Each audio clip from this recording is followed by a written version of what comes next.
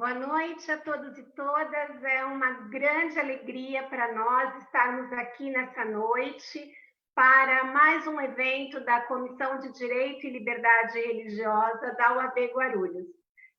Nós temos a honra hoje de receber os doutores Antônio Batista Gonçalves e Jader Freire Macedo Júnior para tratar do testamento vical e a liberdade religiosa, a instrumentalização do respeito à consciência de crença. Antes, nós agradecemos a todos que estão nos acompanhando aqui na sala Zoom e pelas nossas redes sociais, e desde já convidamos que todos participem através do chat, deixando as suas perguntas, os seus questionamentos, discordem de nós, concordem com nós, participem. Diga de onde é, qual comunidade representa, para que nós possamos estar aqui cumprimentando a cada grupo representado. Antes de mais nada, eu gostaria de passar a palavra à doutora Cláudia Padoan, presidente da Comissão de Ação Social da OAB Guarulhos, que tem um recadinho para nós. Doutora Cláudia, seja muito bem-vinda, a palavra é sua. Obrigada, Paula. Boa noite a todos. Espero encontrá-los todos bem, com saúde aí, preservados, cada um no seu espaço, né?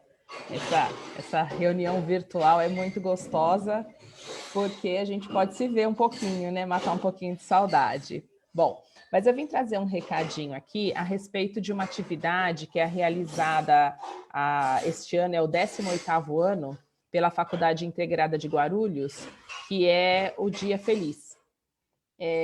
Ainda mais agora nesse momento de pandemia, né? A FIG não quer deixar as crianças desamparadas, né? E quer continuar, mesmo que não possa fazer fisicamente e com as atividades que eles costumam realizar, ainda assim eles querem tentar fazer o atendimento.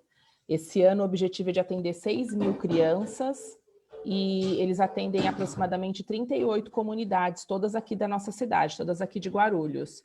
E a ideia é fazer a entrega de brinquedos e livros para essas crianças, para poder dar um momento mesmo, pelo menos um pouquinho de alegria agora nesse final de ano.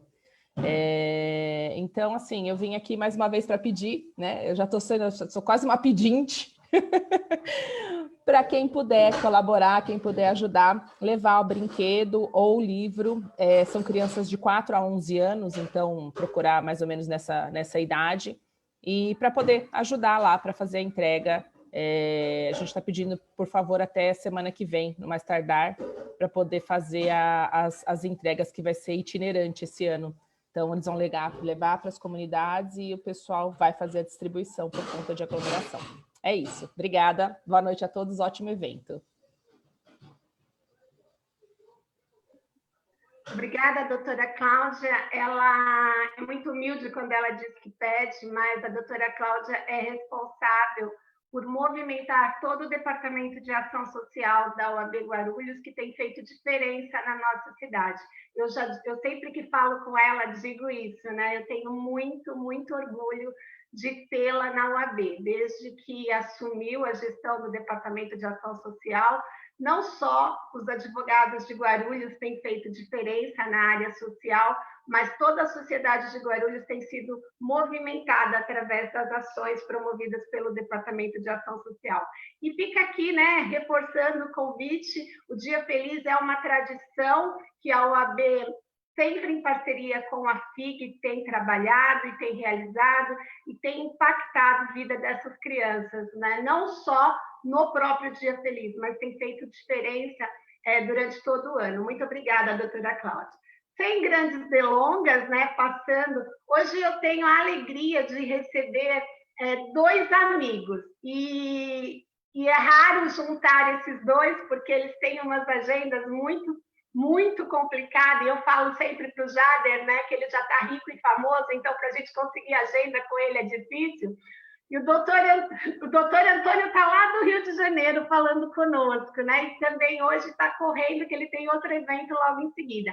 Mas os amigos, quando amam, fazem de tudo para estar junto. Então, para a Comissão de Direito e Liberdade Religiosa, desta OAB, é uma honra tê-los aqui. Não só porque são meus amigos, mas principalmente porque são juristas altamente reconhecidos na abordagem da liberdade religiosa, na defesa, e que têm feito diferença nos campos de batalha, né? Há quem diga que não é para se falar de batalha e de luta, mas nós, militantes da liberdade religiosa, temos lutado, né? Porque são guerras diárias travadas contra a intolerância e contra a discriminação.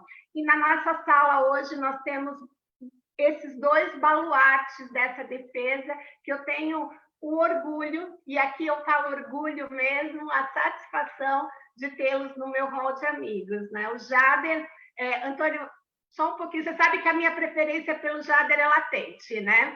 Eu, hoje, se sou militante de liberdade religiosa, devo muito à vivência e o acolhimento do Jader, né? Então, é uma alegria para mim, eu sempre vou falar isso, a Adelina já disse para eu não ficar falando isso, a Adelina é a esposa do Dr. Jader, mas eu sempre vou falar isso, né? O Dr. Jader, para mim, é um norte. Então, liberdade religiosa na minha vida existe sim, porque o Dr. Jader cruzou o meu caminho há um pouquinho mais de 2 décadas, mas a gente não vai entrar nesse mérito, porque nós hoje não queremos falar a nossa idade.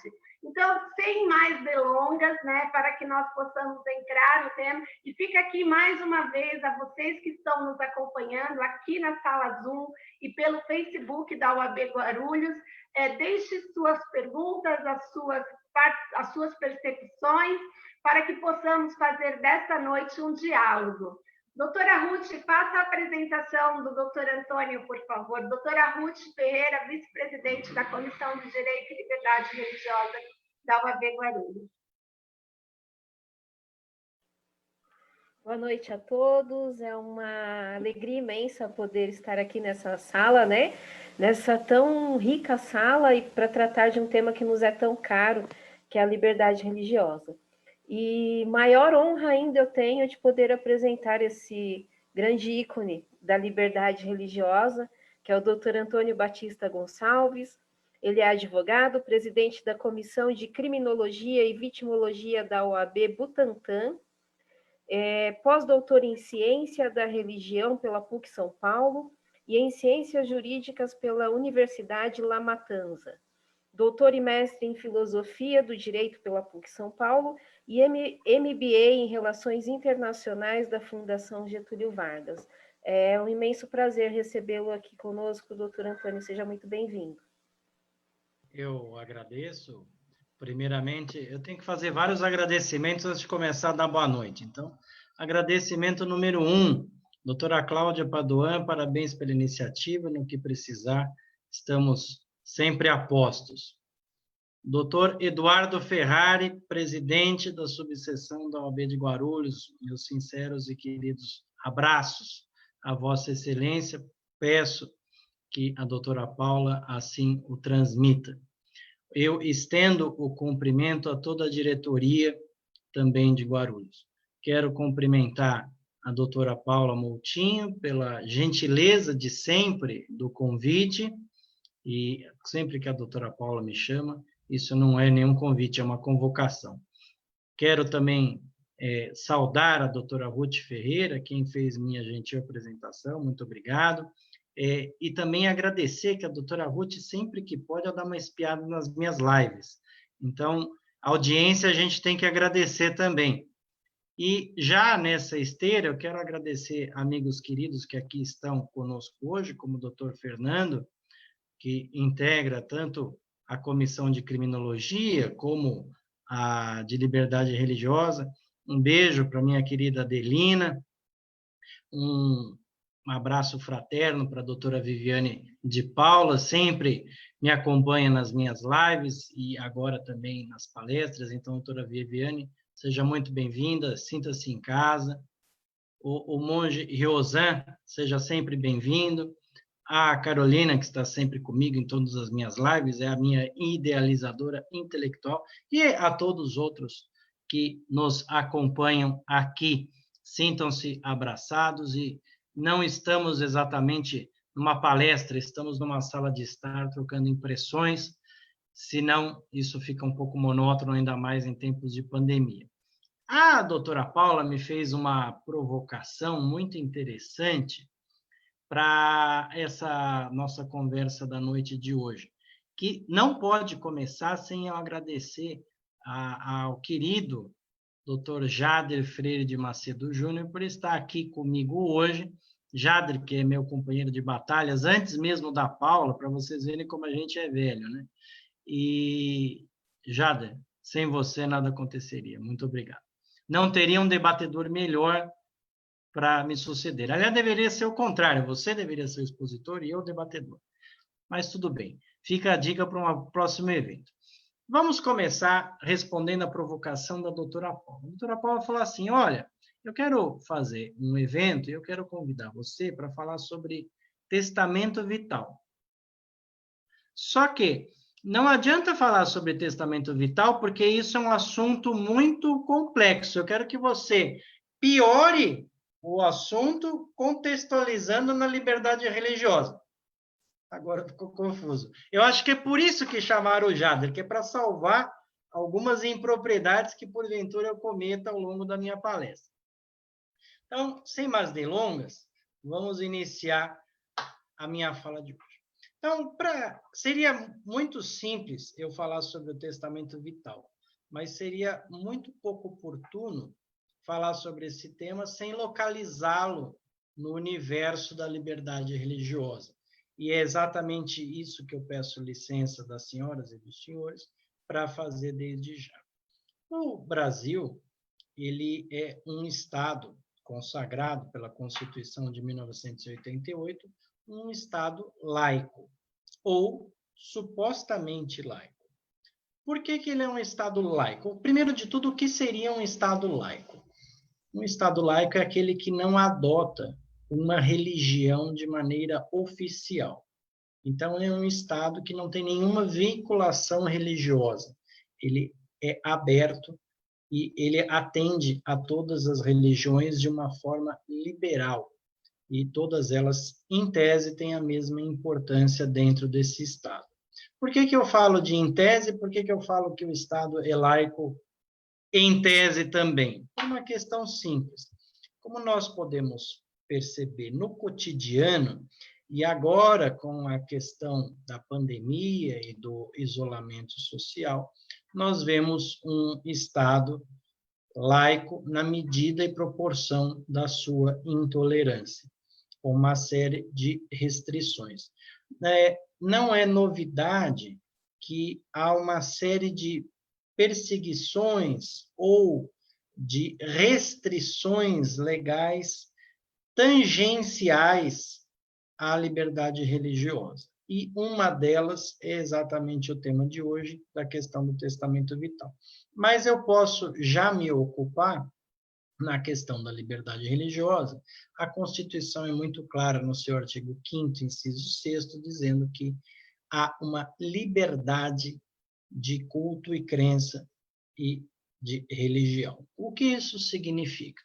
Significa que, se eu for adepto da religião de matriz africana, uma umbanda, um candomblé, e eu seguir os ritos daquela religião, e eu fizer um encontro, eu procurei uma palavra aqui, não achei uma palavra muito boa. Então, um encontro no qual você reúna simpatizantes, tenha consulta com entidades ou coisa assim. Alguns locais, que são os denominados terreiros, têm inclusive o uso de atabaques. Então, tudo isso gerará barulho.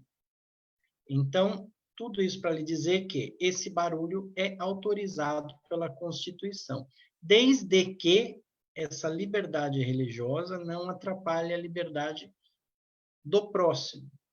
Então, digamos que nessa reunião religiosa dos adeptos da religião africana, a 200 metros de distância tem um culto evangélico. E o culto evangélico, ele não fecha as portas, ele é tradicionalmente com as portas abertas. E A pregação do pastor, em geral, é num volume mais exasperado. Então, imagine o seguinte cenário. Na pandemia, as pessoas estão em casa e uma senhora quer ver a novela, ou quer ver o Jornal Nacional, quer ouvir as notícias. E do lado dela tem um terreiro de Umbanda com um culto em desenvolvimento com os atabaques a toda. E do outro lado da rua tem um culto evangélico acontecendo com um pastor altamente inflamado lá também no seu culto. Quem está certo nisso? O pastor, a reunião do terreiro ou a senhora que quer ver o William Bonner no Jornal Nacional? Segundo o Estado Democrático de Direito, todos os três. Isso é ser um Estado laico. Então, a polícia não pode intervir nas atividades do terreiro em favorecimento ao culto evangélico, muito menos o contrário, e também não é função da polícia fechar os dois para proteger a senhora que quer ver o Jornal Nacional. O que precisa ter é bom senso nos limites dessa liberdade. E o Estado é a entidade que tem que harmonizar essas relações sociais. O problema é que, como eu mencionei no começo da minha fala, o Estado é intolerante dentro da sua tolerância. Então, ele cria leis adjacentes que limitam essa liberdade religiosa. Então, está aqui o Jader, ele pode falar disso no futuro próximo, o quanto que os praticantes das religiões de matriz africanas enfrentam de restrições com a questão do sacrifício de animais. E quando eu falo das pessoas do candomblé, da umbanda, não é restrito ou adstrito a eles, porque a questão do sacrifício também é prática dos judeus. Então, o Estado não pode criar uma limitação religiosa das atividades de nenhuma crença. Só que ele o fez. Ele tem uma lei que combate o sacrifício de animais e o Dr. Edio Silva Júnior já levou essa questão, inclusive, ao Supremo para defender ou garantir a liberdade religiosa. Nessa esteira, nós temos também as entidades públicas, com aquela questão tradicional que não se sai do lugar até hoje, o uso dos símbolos religiosos dentro da esfera pública. Mas tudo isso nós temos que ter um pouco de tolerância. É verdade. Mas e quando a tolerância ela transcende o direito individual e ele tem um risco à vida? Falamos da questão dos adeptos da religião dos testemunhas de Jeová, e eu vou me referir a eles como testemunhas de Jeová a partir de agora, só para simplificar a explanação. Para quem não sabe, os testemunhas de Jeová, eles têm uma crença, e um dos seus dogmas não autoriza que haja uma transfusão sanguínea se necessário. As razões são variadas, eu não vou entrar nas filigranas da religião deles, porque eu não sou capacitado para tanto, mas há uma justificativa bíblica, numa interpretação literal da Bíblia, de que o sangue humano seria uma extensão do sangue de Adão, então, por conta disso, ele não poderia ser misturado com outro sangue, ele ficaria impuro, e essa impureza seria proibida. Isso resumindo a grossíssimo modo. O fato é que, dentro da liberdade religiosa, qual o Estado Democrático de Direito brasileiro confere aos seus cidadãos, é garantido que os testemunhas de Jeová tenham o seu direito religioso respeitado. Mas lembra que eu disse no começo da nossa conversa que o Estado brasileiro ele é laico em tese? Por quê? Porque na questão da transfusão de sangue, e o Jader está aí que não me deixa mentir, controvérsia sobre esse tema dura décadas, sem a menor solução. Por quê? Porque a mesma Constituição Federal, que prevê a liberdade religiosa no artigo 5º, inciso 6º, também prevê no artigo 5º, caput, que todos têm direito à vida. E que o bem maior defendido na Constituição Federal é a vida. Então, dentre os princípios constitucionais, há um sopesamento dos princípios, sendo que o princípio basilar das relações sociais seria a vida. Abaixo dele seria a dignidade da pessoa humana. E nesse sopesamento de direitos fundamentais, a liberdade religiosa seria relativizada em detrimento ao direito à vida. Lembra que eu disse que o Brasil, ele limita as coisas indiretamente? Pois bem, então não foi criada uma lei dizendo, olha, se o testemunha de Jeová quiser fazer uma transfusão, não pode. Não, não há uma lei específica sobre isso. Porém, há uma legislação indireta, não para o testemunha de Jeová, mas para o médico. Então, o Conselho Federal de Medicina responsabiliza o médico por omissão ou negligência se ele se recusar a fazer a transfusão de sangue, caso haja um risco de vida iminente para o paciente, independente da crença religiosa do mesmo. Então, o médico, ele se depara com a seguinte questão. Se ele respeita a liberdade religiosa do paciente, que é sabidamente um testemunha de Jeová, e ele está inconsciente, ele não tem como manifestar livremente a sua vontade e impedir o procedimento, essa decisão caberá exclusivamente ao médico. E o médico, há vários casos na jurisprudência brasileira para os dois lados, tanto do médico, que por uma questão de objeção de consciência respeita a liberdade religiosa e não faz a transfusão, e se porventura aquela pessoa veio a óbito, ele foi responsabilizado criminalmente. Como também tem o outro lado, dele ter feito a transfusão e ter sido responsabilizado por não respeitar a liberdade religiosa do testemunho de Jeová. Os nossos tribunais, em geral, na primeira instância, nem sempre. Na primeira instância, a decisão é sempre controvertida e não há uma uniformização, nem para a absolvição do médico e nem para a condenação na questão da transfusão. Só que nos tribunais superiores, a questão é um pouco mais pacificada e o médico, em geral, é absolvido.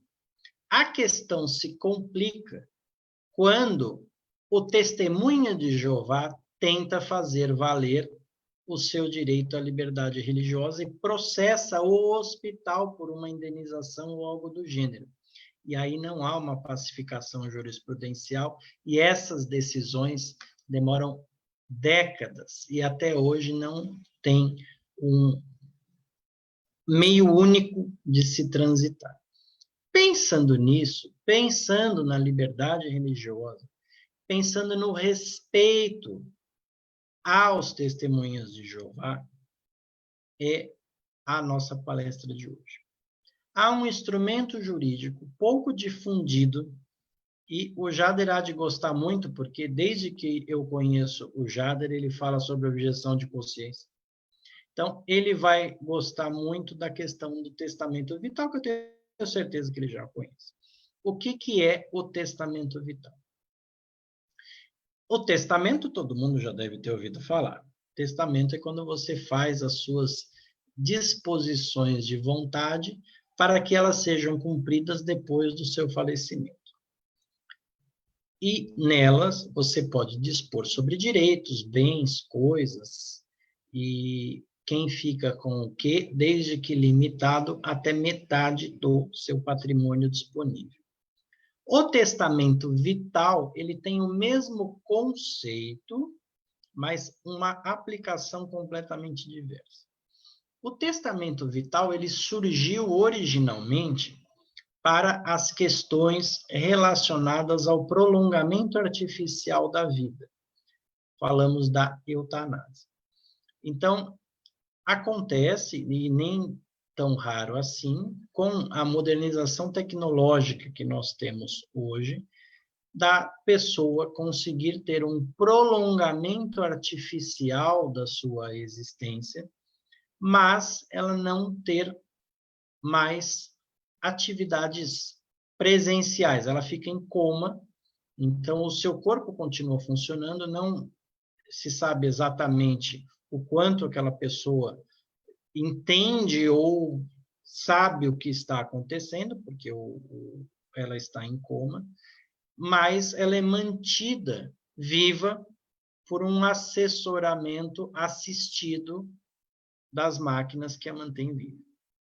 Não são todas as pessoas que gostam de continuar vivendo sob essas circunstâncias. Então, por conta disso, e com a medicina cada vez mais bem desenvolvida, hoje você é possível ficar anos preso numa cama, talvez sem possibilidade de retorno.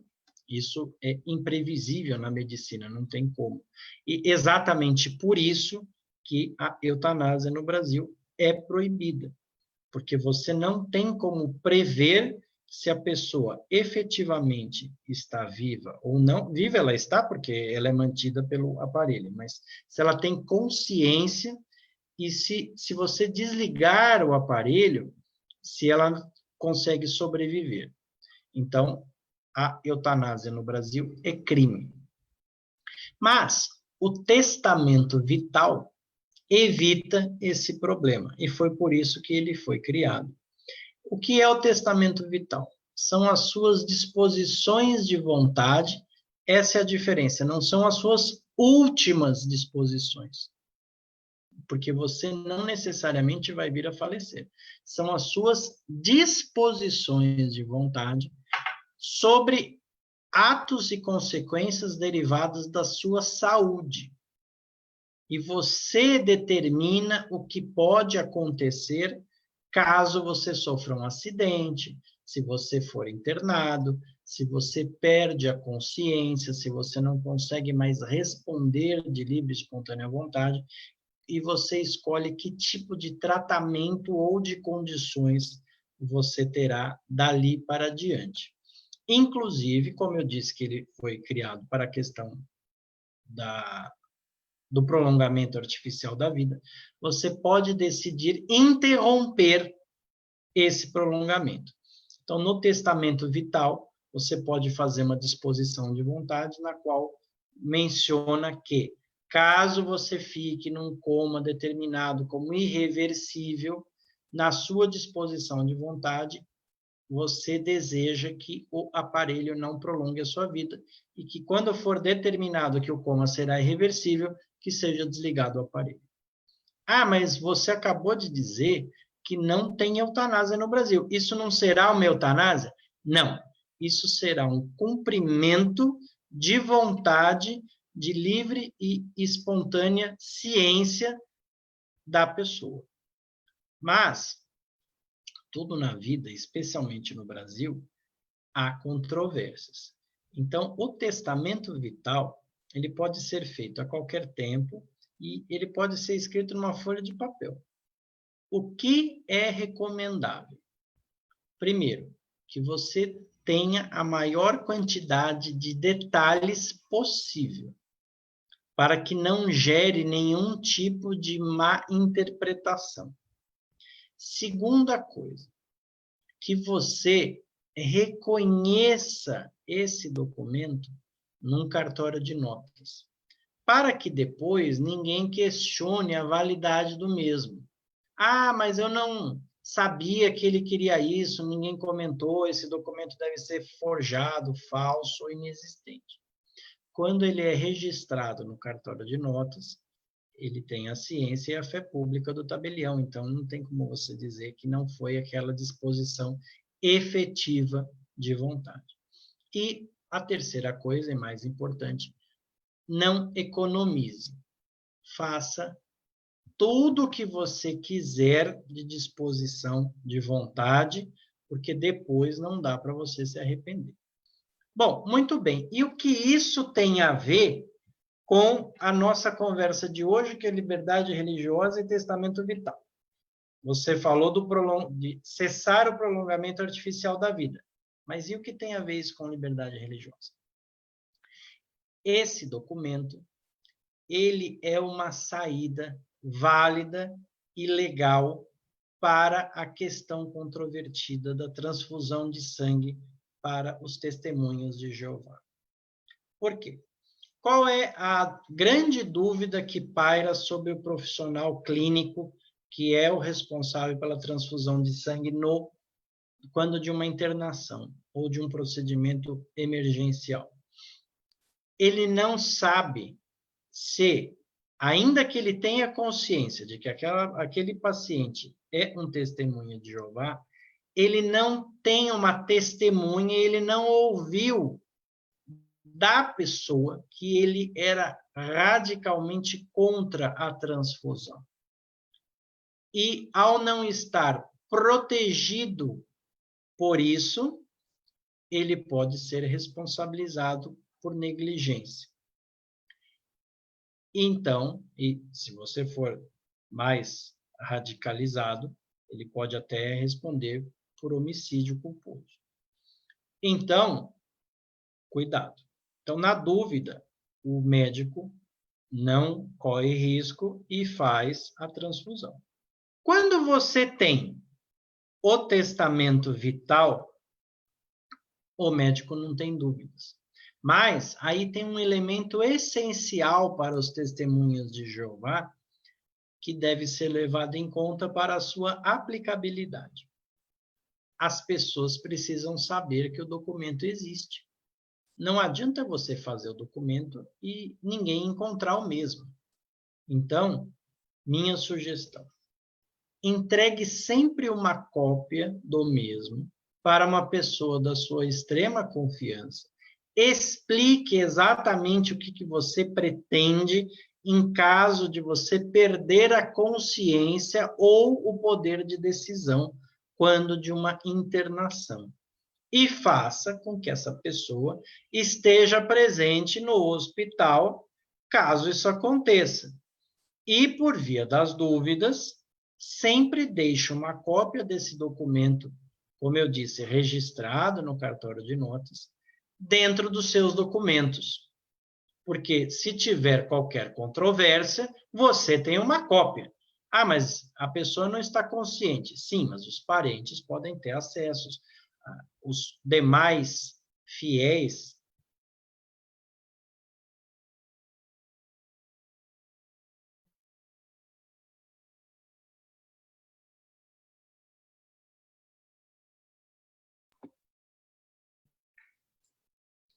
Travou para mim ou travou para todo mundo? Doutor Antônio teve um probleminha aí, eu acredito que daqui a pouquinho ele esteja voltando.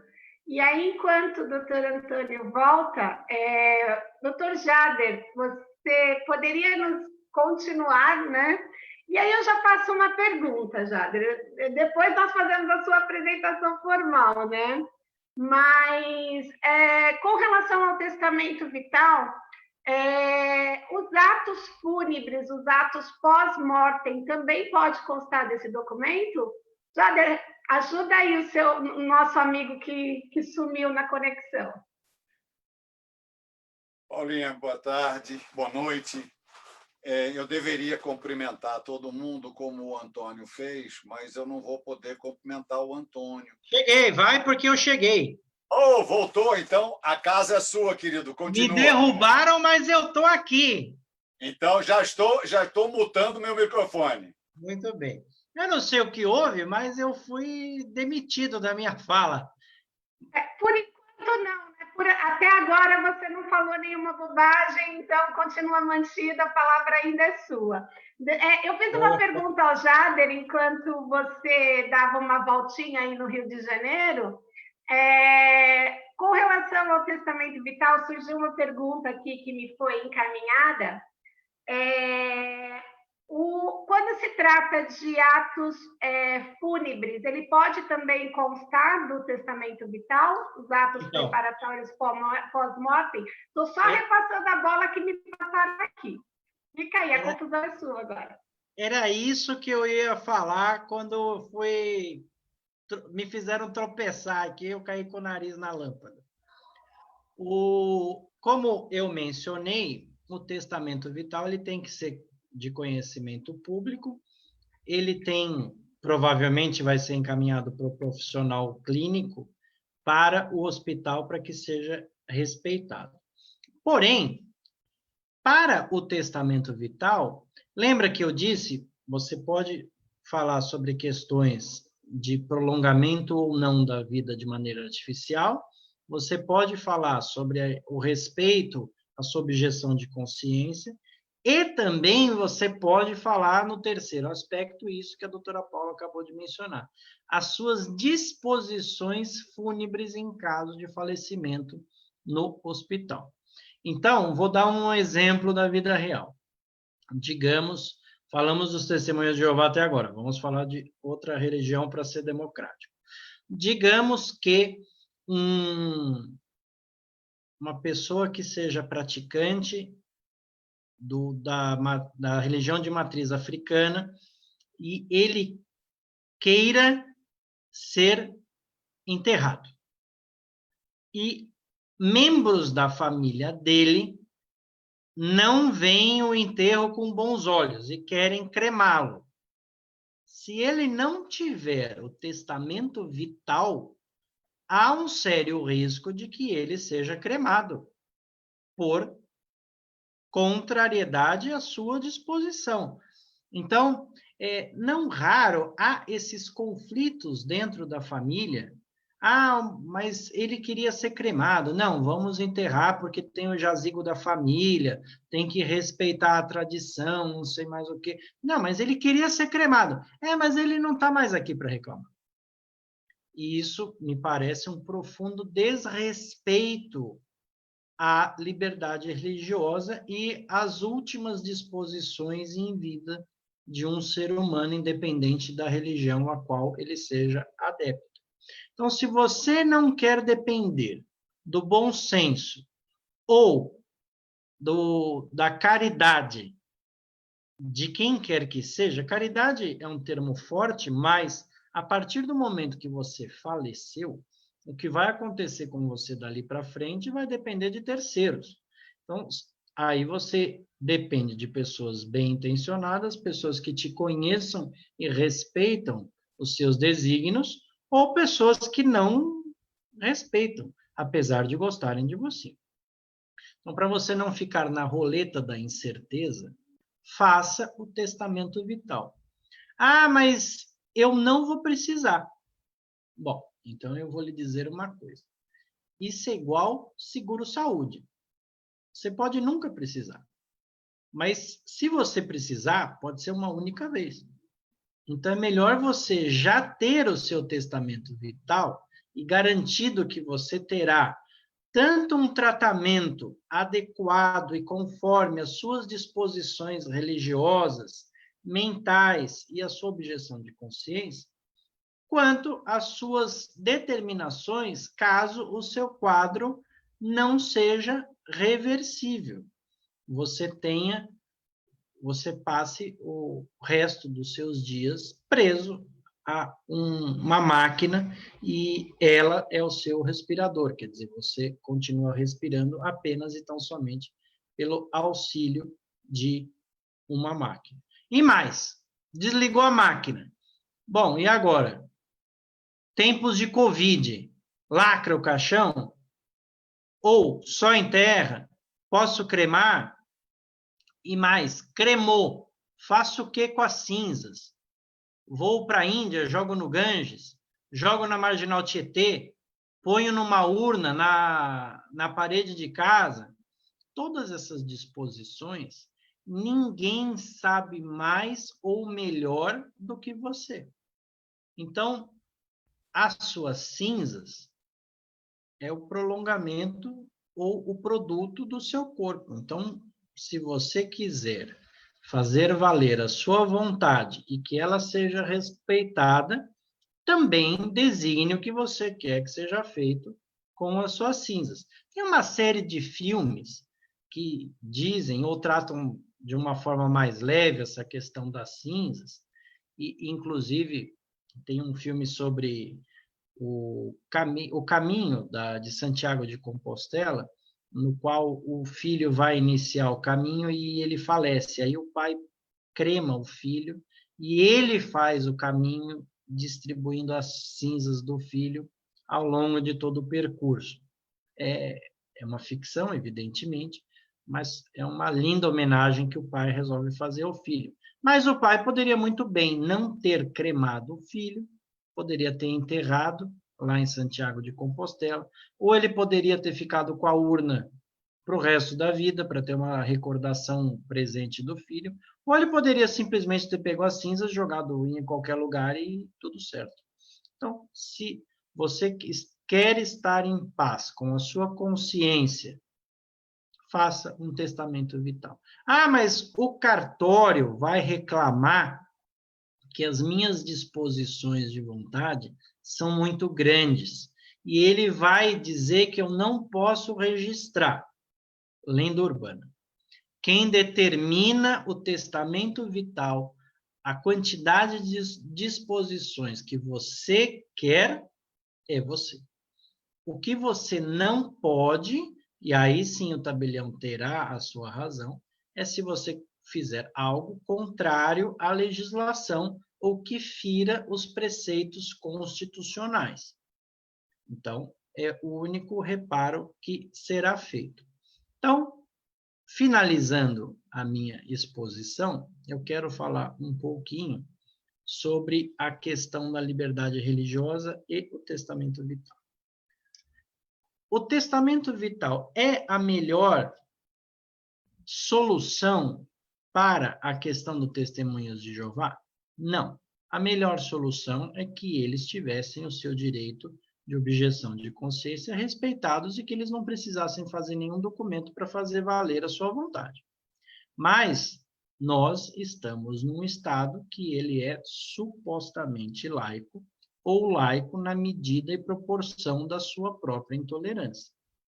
Então, se você quer ter o seu direito e a sua liberdade religiosa na sua plenitude, se resguarde, se preserve e não dependa da boa vontade do Estado. Porque, como nós vemos com as religiões de matriz africana, como nós vemos no sopesamento dos direitos fundamentais entre a poluição sonora dos evangélicos, que, em geral, não possuem um isolamento acústico e nada é feito, e há uma grande reclamação dos vizinhos sem solução. A questão do sacrifício de animais com os praticantes das religiões africanas e que eles são perseguidos. Eu não tenho uma palavra melhor do que essa. Eles são sistematicamente perseguidos e para fazerem valer o seu direito ao sacrifício, eles se autocolocam em risco. Porque isso o Jader vai poder falar muito bem, mas quando você faz a oferenda do sacrifício, se alguma autoridade policial quiser lhe importunar ou lhe constranger, ele pode. Ele não deve, mas ele pode fazer isso. Porque o Estado não protege a liberdade religiosa como deveria. E nós temos vários casos para comentar, e eu não o farei pela questão do tempo. A única questão é que nós vivemos num Estado democrático no qual nós temos a assunção das liberdades para todos os cidadãos. E todos eles são iguais perante a lei. Só que, para você ter a garantia de que a sua liberdade será plena, é melhor você se ajudar e fazer o testamento vital. Não conte com o Estado, que, em geral, o Estado falha. Para finalizar mesmo, eu tenho uma história para contar sobre a questão dos adventistas e das pessoas que guardam o sábado. Só eles sabem as décadas de desrespeito e desmando do Estado na questão dos concursos públicos e do desrespeito à guarda do sábado. Ah, mas isso é mentira, porque eles tinham direito a começar as provas com o pôr do sol. É verdade, eles tinham esse direito assegurado. Só que eles eram obrigados a entrar como todos os demais às 9 da manhã, ficarem trancados numa sala em apartado, em geral sem alimentação. Então, eles começavam a fazer as provas exaustos, exauridos. Então, me parece que a liberdade religiosa, ela claudica em muitos momentos. Então, quero agradecer, cumprir o meu tempo regiamente, não posso ser censurado quanto a isso. Estou à disposição para qualquer comentário, crítica, censura ou coisa que o valha, e estou à disposição, doutora Paula, e quero ouvir o doutor Jader para suas considerações também. Muito obrigado. É sempre uma grande alegria e um momento de profundo aprendizado, né? Ouvir o Antônio falando, porque ele fala com propriedade, com conhecimento, e se a nossa audiência que nos acompanha tanto pela sala Zoom como pelo Facebook tiver a curiosidade de pesquisar sobre o vasto material de liberdade religiosa que já foi produzido cientificamente pelo Dr. Antônio, vale muito a pena, né? Então fica aqui a dica e a propaganda, Antônio. Inclusive, se você quiser deixar no chat os seus livros, os seus materiais, aí fica à vontade para. Eu tenho certeza que vai ser muito útil para todos nós que militamos na área de liberdade religiosa. Eu gostaria de consignar. Você falou, eu vou fazer uma coisa melhor. Quem tiver curiosidade sobre saber sobre as minhas publicações, os textos ou coisa do gênero, entra no meu site, que é www.antoniogonçalves.com. Tem lá meus livros, se você quiser adquirir, tem meus textos, tem o blog, tem críticas, sugestões. Fique à vontade, o espaço é de vocês. Muito obrigada, doutora Antônia. Eu gostaria de consignar a presença da doutora Ruth Andrade, diretora de Liberdade Religiosa da J. Rubem Clark, que nos dá a honra de estar conosco esta noite. Muito obrigada, doutora Ruth. Gostaria também de registrar a presença do monge Ryozan, que é membro do Fórum Interreligioso pela Liberdade de Crença e Cultura de Paz da Secretaria de Justiça do Estado de São Paulo, que tem nos honrado constantemente com a sua presença nos nossos eventos, é para nós uma grande honra. Também, como já foi mencionado, a presença do Dr. Fernando, membro da Comissão de Direito e Liberdade Religiosa de de Taboão da Serra e de Osasco. É que o Fernando, ele é membro de tantas OABs que a gente meio que se perde, né? Então, eu gostaria de consignar a presença desses e, em nome dessas pessoas que foram mencionadas, que foram as que eu consegui visualizar, cumprimentar todas, né, as que eles representam nessa noite. Sem mais delongas, né, para que nós possamos ter a honra de ouvir o nosso querido debatedor, eu gostaria de passar mais uma vez a palavra para a doutora Ruth Ferreira, porque aqui nós não temos presidente e vice, né? Esse mandato é coletivo, então nós atuamos em conjunto, né? Somos co-presidente. Eu gostaria que ela fizesse a honra, até porque se eu começar a elogiar o Jader, ele não vai ter tempo de falar, né? Então eu vou passar a doutora Ruth para que ela faça a leitura do currículo. Grande honra minha, doutora Paula, poder ladeá-la nessa comissão e trabalhar contigo e com todos os nossos colegas ali, né? E maior honra ainda terei agora em poder ler aqui o mini currículo do Dr. Jader Freire Macedo Júnior, a quem nós deixamos aqui o nosso grande abraço. Seja muito bem-vindo, Dr. Jader.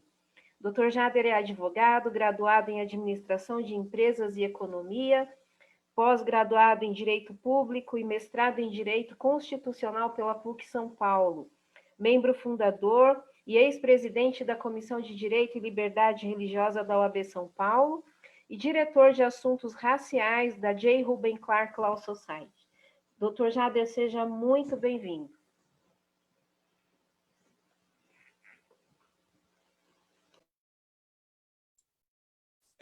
Eu sempre erro. Eu coloco para abrir o microfone na foto lá em cima e não abre, é embaixo que eu tenho que colocar.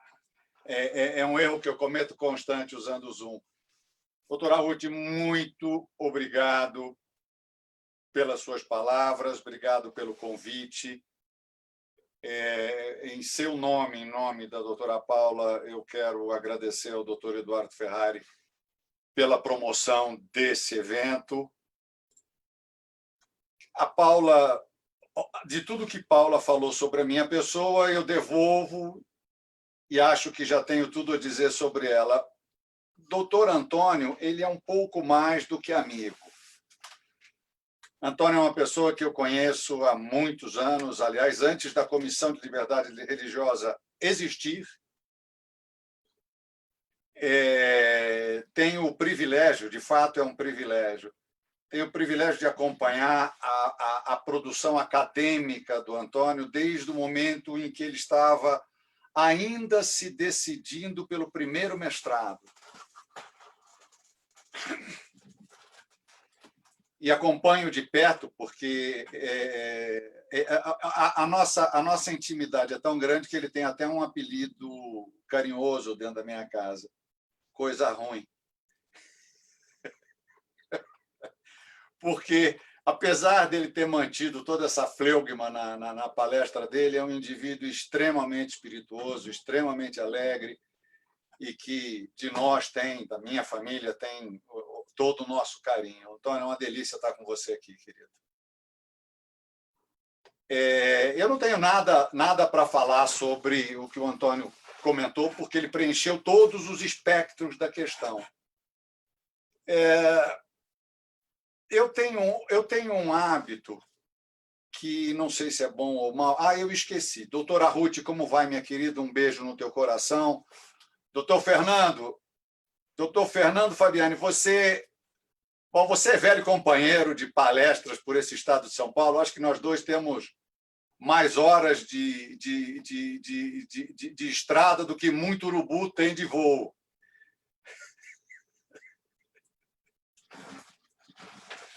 Já rodamos muito por esse estado de São Paulo falando sobre liberdade religiosa. Mas eu tenho por hábito, quando olho uma questão, ver como é que ela chegou até o momento em que ela está hoje. Dar uma passeada para poder entender como ela foi, para entender o porquê ela é como é hoje, quais as batalhas que devem ser travadas na questão que nós estamos trabalhando hoje. O Antônio colocou muito bem a necessidade de se fazer um testamento vital para os testemunhas de Jeová, fazer também um testamento de determinação da condução médica que deverá ser seguida com ele, porque é a única maneira que você tem de preservar a dignidade que você entende de como deve ser tratado o seu corpo. Para algumas religiões, inclusive de pessoas que eu vejo presente hoje aqui, a ingestão de qualquer estimulante, incluindo cafeína, por exemplo, chá preto, café, não é admitido por conta de preceito religioso. Ótimo. Isso ninguém precisa escrever em lugar nenhum, porque depende exclusivamente da atitude da própria pessoa e não de outro. Já quando você vai parar num hospital, a situação muda. Como disse, eu gosto muito de mexer um pouco com a história, até para poder entender o que eu estou falando aqui. Mas eu acho que a primeira vez na história recente que alguém tratou sobre a questão da reserva de consciência ou dos postulados do testamento vital ou das normas prescricionais de tratamento foi no caso da Marianne Quillen, que em 1975 entrou em coma, teve morte cerebral constatada pelos médicos, ela estava num respiradouro ou numa máquina de respiração automática, não era ela quem estava respirando. Isso aconteceu nos Estados Unidos, ela levou o caso à justiça, não conseguia desligar o respirador, conseguiu no ano seguinte, 1976, se minha memória não falha, ela conseguiu a decisão favorável no Supremo Tribunal Federal. Em 76, desligaram o respirador e ela viveu até 85 respirando. A alimentação parental, os pais nunca tentaram retirar. Eles entenderam que, já que ela estava respirando por si, então mantiveram. Ela faleceu em 1985, também, se minha memória não falha. Vamos voltar só um pouquinho. Se a gente der uma olhada na situação que o médico vê o paciente, até meados de 1975, perdão, até 1945, quando terminou a guerra, e a partir de 1948, quando pela primeira vez se tratou da questão da preservação e do postulado da dignidade humana, havia um juramento para o médico que havia sido escrito em 1971, e ele tinha uma visão de protetor do paciente, o que não impedia, até aquele momento, que algumas pessoas, alguns médicos, ainda nessa visão paternalista ou de paternalidade que o médico tinha com relação ao paciente, e alguns médicos usavam o próprio ser humano como estudo para a medicina. Foi depois do juramento de Nuremberg, na verdade, com o Código de Nuremberg, em 1947, depois com a Declaração de Direitos Humanos, em 48, que isto acabou.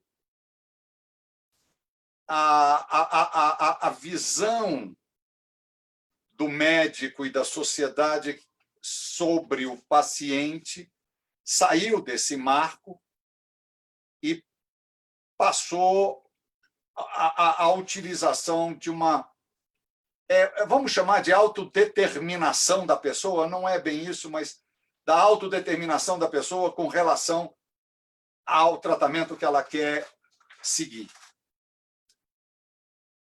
Aí surge, como bem o Antônio colocou, uma série de situações, e a questão do testemunha de Jeová, que é a mais preponderante, é sobre ele que nós temos os maiores problemas ou as maiores questões sobre o transfusionamento, é que vão se encontrar a maior quantidade de batalhas jurídicas sobre o termo, exatamente como o Antônio acabou de colocar. Existem duas ações, uma ADI e uma ADIM. As duas estão com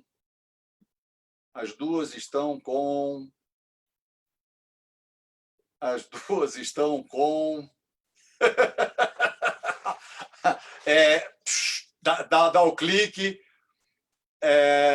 As duas estão com, e eu não lembro. Vai, Jader, desemperra aí, Jader. Eu acho que eu vou precisar daquele aparelhinho que você botou na foto para mim, seu safado.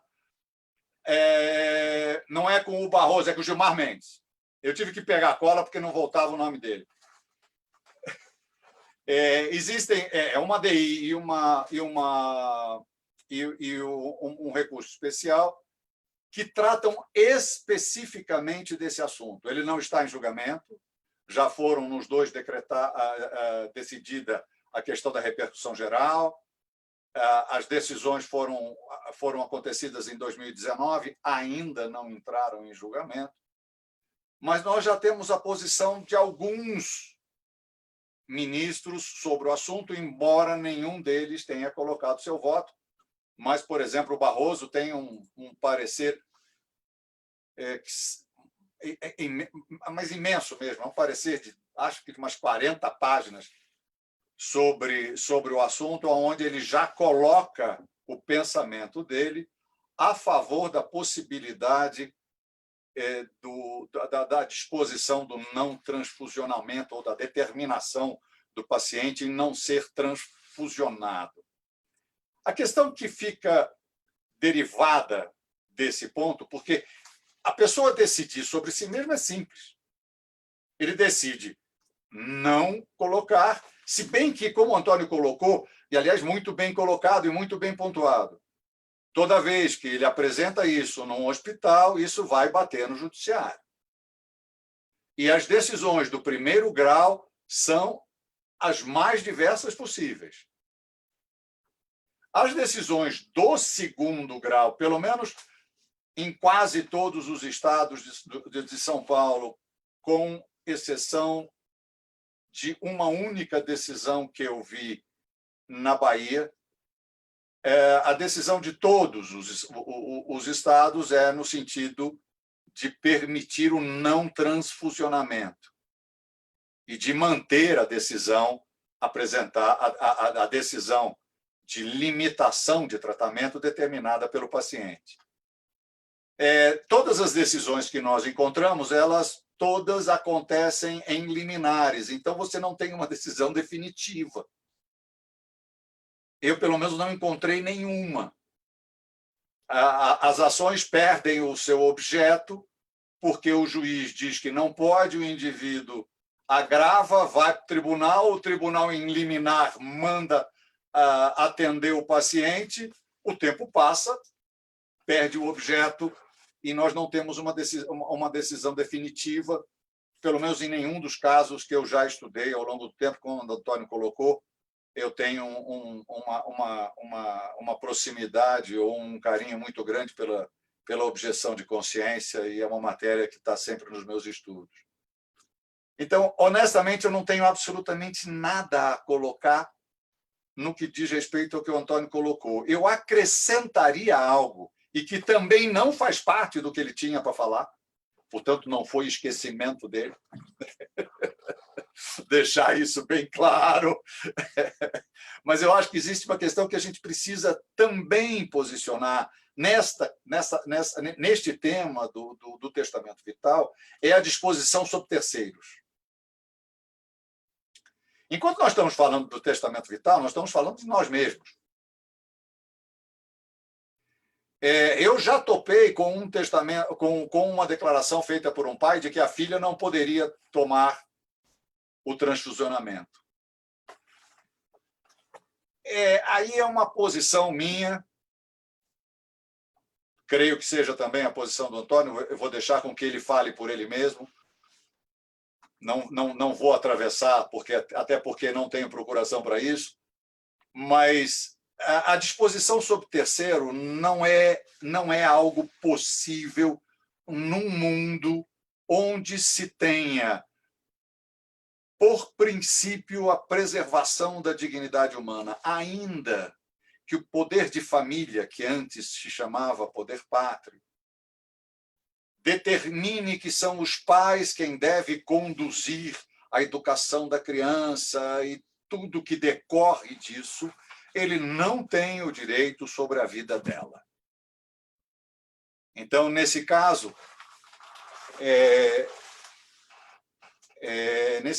desculpe, eu não consigo ficar parado muito tempo no mesmo lugar. Então, eu sei que para quem está assistindo, enjoa ver um camarada se mexendo o tempo todo. Mas eu não consigo. Eu tenho, como dizia minha avó, bicho carpinteiro. O termo não é esse, porque a gente já descobriu que era outra coisa, mas voltando ao tema, não é admissível, por mais que os padrões ou fundamentos religiosos determinem como deve se conduzir os membros de uma congregação religiosa, não é possível se admitir que um pai tenha direito sobre a determinação da vida de sua filha ou de seu filho. Esse não é um direito aceitável. Já tivemos problemas gravíssimos no judiciário, tivemos pais sendo denunciados por esta situação, porque impediram o médico de fazer o transfusionamento, insistindo nos métodos alternativos, e não deu certo, e a menina veio a óbito. Então, essa é uma questão que, quando a gente trata deste tema, a gente precisa deixá-la destacada, porque ela não faz parte do tema. Ela é um assunto à parte que precisa ser discutido de forma muito calma e profunda, porque diz respeito, ainda que uma menina ou um menino, uma criança de 7, 8, 10, 12, 13, 14, 15 anos, 16 anos eu já tenho minhas dúvidas, mas venha a dizer que não quer ser transfusionada, eu acho que essa decisão ainda é do médico e não do pai.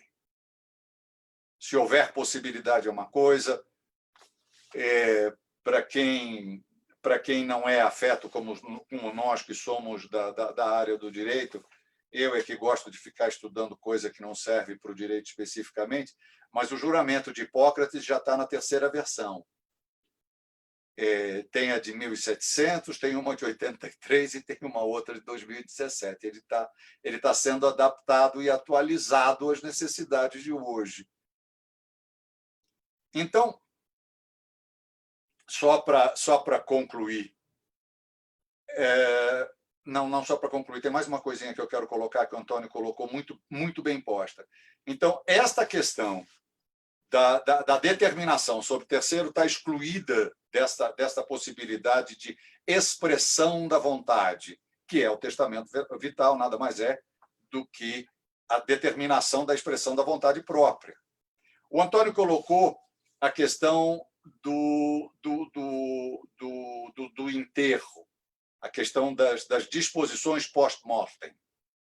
Muito bem colocado, inclusive com um exemplo de extrema pertinência, porque, de fato, para as religiões de matriz africana, existe todo um ritual. Nas religiões de matriz africana, chama-se axexé. Brincando, ele fez de uma forma séria, dizendo se as pessoas irão cremá-lo. Eu poderia piorar isso, o indivíduo de matriz africana no seio de pentecostais. Como é que fica se ele deixa uma disposição post-mortem? A disposição post-mortem não depende da religião de quem fica, como bem colocou o Antônio, e sim é a preservação da vontade de quem foi e será observada, tanto que hoje, já tem bastante tempo isso, ninguém consegue fazer um inventário sem uma certidão de inexistência de testamento. E a disposição post-mortem é uma espécie de codicilo, né? É uma forma de testamento, ainda que juridicamente eu tenha sido muito impreciso. Então, é gostoso ouvir o Antônio, ele fala de uma forma, para mim, muito clara, didática. Ele comentou do site dele. Eu tive o privilégio de fazer uma menção para um dos livros dele, o Intolerância Religiosa e os Direitos Humanos, Laicidade, Proselitismo, Fundamentalismo e Terrorismo. Eu tive o privilégio de fazer a carta de apresentação do livro. É um livro belíssimo. Estou fazendo propaganda mesmo. Leiam. Leiam, que é muito bom. O Antônio tem uma produção muito clara, com posições bem definidas e lúcidas. Paulinha, obrigado. Acho que eu já falei bastante. 15 minutos está bom para um debatedor. Se alguém tiver pergunta, eu acho a melhor opção para a gente seguir aqui.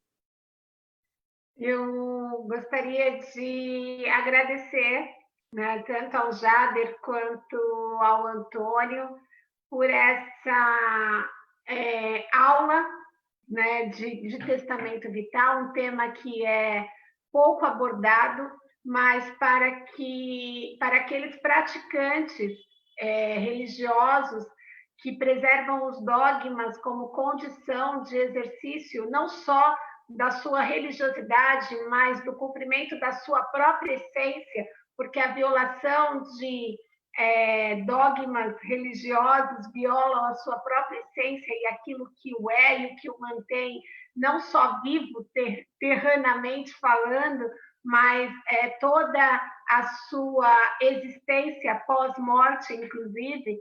Então, nós agradecemos por ter se debruçado. O Antônio sempre atende essas minhas inquietações, porque nós, operadores do direito, temos inquietações. Aí nós recorremos ao Olimpo, né? Aos deuses do conhecimento, e por isso que Jader e Antônio estão aqui hoje, porque nós, mortais, estamos recorrendo, né, a esses deuses da liberdade religiosa. É uma grande alegria tê-los aqui, uma grande honra. Infelizmente, Jader, eu não vou poder abrir para pergunta, porque o doutor Antônio, que é a pessoa mais ocupada da face da Terra, tem outra live daqui a alguns minutinhos, né? Mas eu agradeço. E eu tenho uma proposta, né? Você que tem inquietações, percepções, mande para o e-mail liberdadereligiosa@obguarulhos.org.br, que nós encaminharemos aos palestrantes, né? E dentro do possível, e a comissão também vai se esforçar para responder as suas inquietações, as suas percepções a respeito dessa noite. Então, doutora Ruth, você pode antes colocar... de você passar para a Ruth, eu queria fazer duas coisinhas. Posso falar duas coisinhas? Claro. Primeiro, deixar um abraço fraterníssimo para o meu querido amigo Miro, o Clodomiro Porto, que está aqui conosco. E segundo, tem um comentário aqui da Andréa Júlia Ribas, para você não dizer que eu quero ir embora logo. Tem um comentário aqui da Andréa, ela fala: alguns pais entendem a paternidade como propriedade e posse, e não como ser com cuidado, não respeitando a vontade de seus filhos. Eu quero emendar esse comentário da Andréa com o que o Jader falou sobre a disposição de terceiros. Eu não falei da disposição de terceiros justamente porque eu entendo que ninguém sabe melhor de si do que a si próprio. Então, quando você fala de um terceiro, eu fiz toda uma propaganda sobre o direito e a liberdade individual das pessoas. Então, seria muito contraditório eu defender a questão da disposição de vontade de terceiros. E, então, eu já me manifesto sendo completamente concorde com o que o Jader falou, e eu acho que nenhum pai tem o direito de interferir na disposição do filho, salvo num único aspecto. Se, porventura, for para salvaguardar o direito religioso dele, caso ele não tenha o testamento vital. Então, um pai que o filho tem um problema com a transfusão de sangue, se ele for testemunha de Jeová, ou as disposições funerárias, o pai pode ter feito o testamento vital salvaguardando os interesses do filho, caso o filho tenha algum contratempo e não tenha o testamento vital. Então, essa, a meu ver, sob censura dos meus pares, é a única forma que eu entendo o testamento vital de terceiros. Eu queria só fazer esse adendo para não deixar essa lacuna em aberto. Gratidão, doutor Antônio, e é a minha opinião pessoal também. Eu entendo que a liberdade religiosa ela é mais do que uma crença, ela é mais do que um direito, ela é a própria essência que mantém o indivíduo. E mexer nesses valores é correr o risco de violar o próprio indivíduo. Então, é por isso que nós estamos reunidos aqui hoje, é por isso que a Comissão de Direito e Liberdade Religiosa da UAB Guarulhos está sempre atenta a esses temas, não com o objetivo de trazer verdades absolutas, mas para fomentar a discussão e o pensamento a respeito desses temas.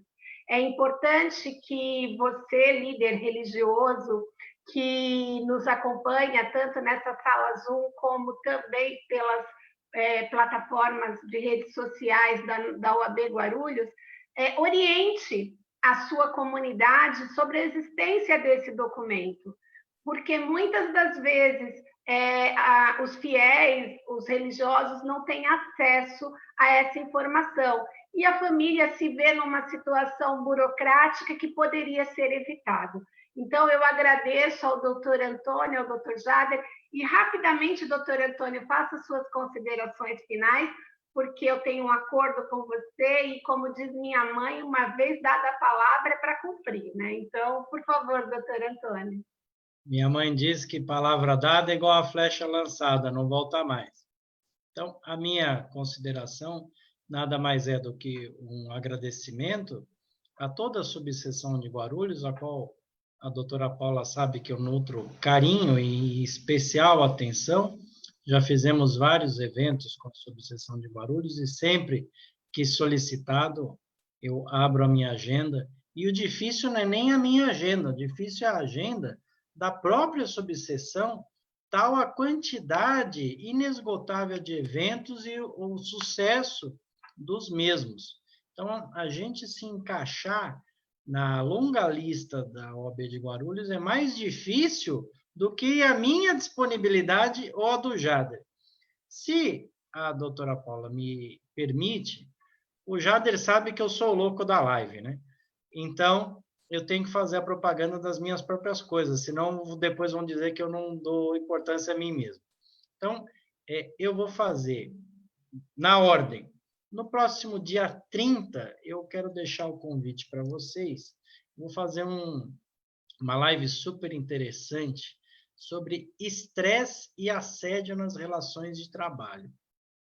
E vai ter comigo a jornalista Isabela Camargo, que ela teve uma síndrome de burnout e ela desmaiou ao vivo numa matéria da Rede Globo, e ela foi desligada da emissora, ela retornou judicialmente, depois foi colocada na geladeira, literalmente, praticamente, ela ficou no almoxarifado, e ela lutou contra a emissora até ter o seu direito restabelecido, depois terminou se desligando. Com o meu queridíssimo amigo do Jader de 6.600 anos, o queridíssimo Lívio Enesco, e a psicóloga Karina Ochoa. Então, esse é o primeiro convite, dia 30, 19 horas, no Facebook vizinho, que é o meu. E no dia 4 de dezembro, eu estarei com esse senhor aqui ao lado, em outro evento, com uma querida amiga dessa senhora aqui do lado, a nossa queridíssima Tânia Formigoni, da OAB de Taboão da Serra. Nós vamos fazer uma live, eu, Jader e 5 líderes religiosos, sobre a questão da liberdade religiosa. Então, vai ser um evento muito interessante. E, Jader, eu acho que a gente vai se dar mal nesse evento. Eu não queria falar mal, mas acho que a gente está frito, viu? Mas, enfim, estarei lá, vai ser um prazer. A doutora Tânia também, assim como a Paula, é uma amiga muito querida. Então, mais uma que me convoca e eu aceito. Paula, olha como eu estou carinhoso ultimamente. Eu aceitei uma sexta-feira à noite fazer uma palestra. Olha que situação. Eu estou ficando muito soft, não é possível. Vai trocar o Rio de Janeiro por ela. Já estarei em São Paulo. Muito velho e acabou as baladas porque é tempo de confinamento, né? A gente, essa historinha, ele só não está saindo sexta-noite é porque não tem mais, não pode sair, né? Mas deixa chegar a vacina, Jader, para ver se a gente consegue agenda com o Antônio na sexta-feira. Aí voltam, né? Carinha, é isso mesmo. Jader, por favor, querido, as suas considerações finais e a nossa gratidão por mais essa parceria. Muito obrigada. E como disse o Antônio, não é a primeira vez que eu faço alguma coisa com a OAB de Osasco e realmente tem toda semana a doutora Paula está pelo menos 2 vezes no ar. Osasco não, Guarulhos, hein? Dá. Eu falei Guarulhos porque nós vamos fazer com a... eu acabei de errar. Obrigado. A Paula tem 2 canais, um da OAB de Guarulhos e um outro chamado Religare, que não param de fazer lives. Queridos, eu só quero agradecer o privilégio de estar entre vocês. Para mim é sempre uma conversa, não é uma palestra. E é uma palestra sempre muito agradável. A gente sempre ouve coisas que não havia pensado antes. E isso sempre enriquece, e eu acho isso muito prazeroso. Como o Antônio tem que terminar em 6 minutos, eu vou pedir, eu estou acompanhando aqui, eu vou pedir licença para terminar com uma frase ou um parágrafo da pessoa que eu esqueci o nome, que é o Gilmar Mendes, num julgamento, numa decisão onde ele acolhe a repercussão geral para uma questão derivada do transfusionamento, que é uma briga com o Estado do Rio Grande do Norte, é uma coisa meio pesada, mas ele no meio da decisão dele, ele coloca uma frase que eu achei muito, muito interessante. Destaque-se que o alcance dos destinatários da liberdade religiosa não deve ser medido pela força numérica nem pela importância social determinada à associação religiosa. A liberdade de credo deve ser assegurada de modo igual a todos, desde os membros de pequenas comunidades religiosas ao das grandes igrejas, até mesmo das seitas exóticas ao círculo cultural. É esse o trabalho que o Antônio vem fazendo há muito tempo, é esse o trabalho que a Paula vem fazendo há muito tempo, que a doutora Ruth vem fazendo. As doutoras Ruth, porque tem 2 aqui, e as 2 Ruth, tanto a Andrade quanto a Ferreira, trabalham incessantemente nessa mesma direção, de que os destinatários da liberdade religiosa não devem ser medidos pela força numérica nem pela importância social de determinada associação religiosa. Eu achei muito poético e, ao mesmo tempo, muito verdadeiro, porque traduz exatamente o sentimento que nós temos ao lidar com esse tema que nos é tão caro. Obrigado por todos. Antônio, se for uma live, coloca o endereço que eu vou assistir. Um beijo no coração de cada um de vocês. Desde que não seja de terça, viu, Antônio? Porque terça-feira a gente não tem audiência do Jader por questões plenamente justificáveis. Por justiça, né, eu vou aqui, com muito amor, dar uma corrigidinha no meu amigo. O Religare, que foi mencionado, é um coletivo do doutor Renato Sanches e do doutor Josafá, que são lá de Osasco, né? Eu achei que era seu também. né? É o coletivo dos meninos de Osasco, que trabalham os valores religiosos, e vale muito a pena conhecer. Né? Nós temos o Café Fundamental, que é a parte da coexistência com os direitos humanos. Mas eu tenho muito orgulho, Jader, de pertencer ao AB Guarulhos, cujo departamento cultural, que é dirigido pelo doutor William Pereira, sempre tem por objetivo a instrução, não só dos advogados e advogadas da nossa cidade, mas oferecer um material jurídico robusto, valores sociais. Então, em nome do doutor William, eu agradeço a oportunidade de estar nessa casa, que é uma casa que valoriza os direitos humanos e que sempre deu espaço para a liberdade religiosa. Nós somos a segunda Comissão de Direito e Liberdade Religiosa da OAB, né, em todo o país, né, porque somos a segunda do Estado e, consequentemente, do país. E também tivemos todo o alicerce do Dr. Jader na formação também. Então, o Jader é um pouco pai dessa comissão também, porque desde então, né, vem nos dando esse alicerce, né, nos honrando com o seu conhecimento. Então, somos muito gratos ao AB Guarulhos pelo espaço e ao Departamento Cultural que nos, mesmo diante dessa imensidade de comissões e eventos, sempre arranjam um jeitinho de que todos tenham voz, de que todos os espaços e que todas as comissões possam trabalhar. Então, nós estamos chegando ao final, agradeço a todos que nos acompanharam nessa noite, mas fica aqui aquela dica de sempre, né?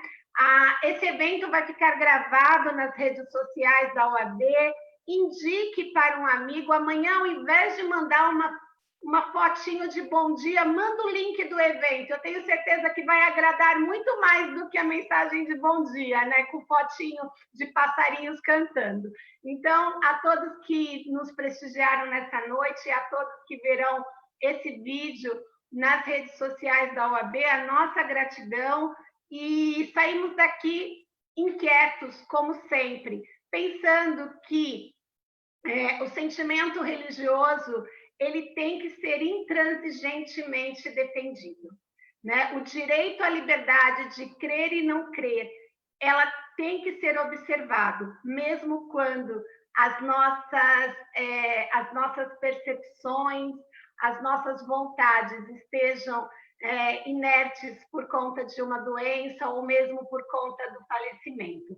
Então, que nós estejamos atentos, que o direito de crença e não crença se não absoluto, Jader gosta de dizer que é absoluto, mas aí é objeto para outra live. Mas ele tem que ser defendido como um direito maior, não é um direito menor.